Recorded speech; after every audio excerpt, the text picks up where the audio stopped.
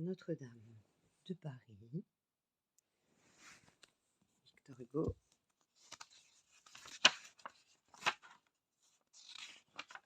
Notre-Dame de Paris, nouvelle édition illustrée.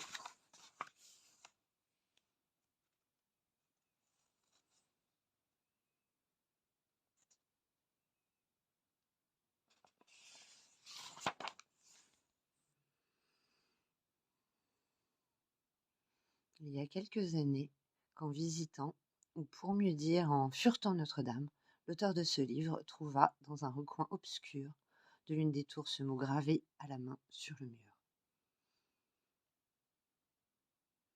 Ces majuscules grecques, noires de vétusté et assez profondément taillées dans la pierre, je ne sais quel signe propre à la calligraphie gothique empreint de leur forme et de leur attitude, comme pour révéler que c'était une main du Moyen-Âge qui les avait écrites là.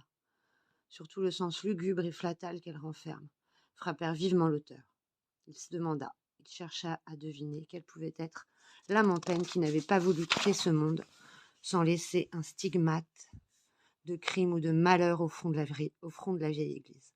Depuis, on a badigeonné ou gratté, je ne sais plus lequel, le mur et l'inscription a disparu.